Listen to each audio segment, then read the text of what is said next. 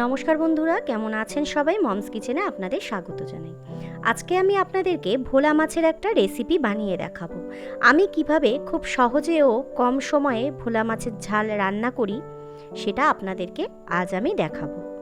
তাহলে চলুন কিভাবে আমি রেসিপিটা বানিয়েছি আপনারা দেখে নিন। আমি বাজারে গিয়েছিলাম, বাজার থেকে ভোলা মাছ নিয়ে এসেছি।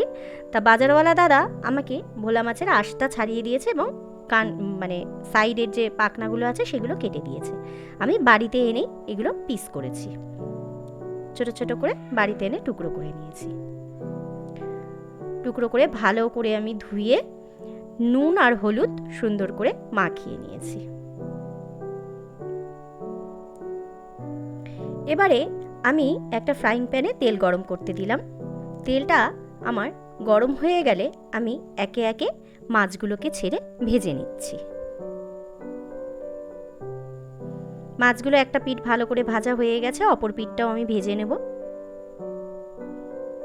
অপরদিকে আমি এর যে মশলাটা সেটা বানিয়ে নিচ্ছি।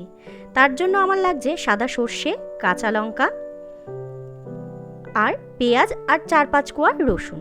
রসুনটা আপনারা দিলেও দিতে পারেন, না দিলেও অসুবিধা হবে না। আমি একটু দিয়ে নিয়েছি। সব উপকরণগুলোকে আমি মিক্সারের জারে দিয়ে একটু পেস্ট বানিয়ে নেব।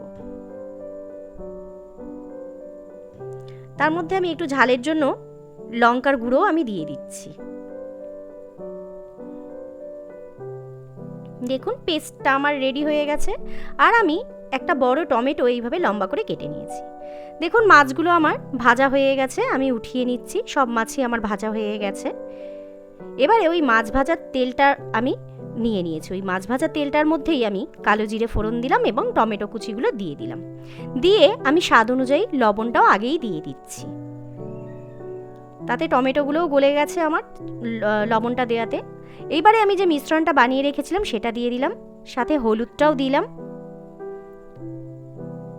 দেখুন হলুদ দিয়ে আমি ভালো করে নাড়াচাড়া করে নিচ্ছি। বারবার করে এরকম করে নেড়ে নিতে হবে এবং তেল ছাড়া পর্যন্ত অপেক্ষা করতে হবে। দেখুন তেলটা বেশ ভালো ছেড়ে গেছে। এবারে আমি ওই মিক্সির যে বাটিটা সেটা ধোয়া জলটাও আমি দিয়ে দিলাম এবং যতটা পরিমাণে আমার জল লাগবে সেটাও আমি এর মধ্যে দিয়ে দিচ্ছি। দিয়ে আমি ঢাকা দিয়ে বেশ কিছুক্ষণ হতে দেব। দেখুন ঝোলটা বেশ ফুটে উঠেছে। এইবারে আমি মাছগুলোকে ছেড়ে দিচ্ছি। সমস্ত মাছগুলোকে আমি এই ঝোলটার মধ্যে দিয়ে দেব। খুব কম সময়ের মধ্যে এই ঝোলটা আপনারা তৈরি করে নিতে পারেন। খেতেও দুর্দান্ত স্বাদ হয়, খুব ভালো লাগে গরম ভাতের সাথে এটা খেতে। দেখুন বেশ ভালোভাবে ফুটে উঠেছে মাছগুলো।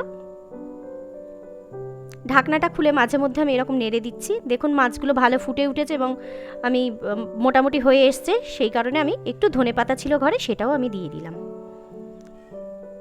একটু বেশি করে ধনেপাতা দিলে ভালো হতো, কিন্তু আমার কাছে এইটুকুই ছিল তাই আমি দিয়ে দিয়েছি।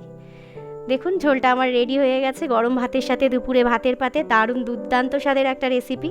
আপনারা একবার বানিয়ে খেয়ে আমাকে কমেন্ট করবেন কেমন হয়েছে রেসিপিটা।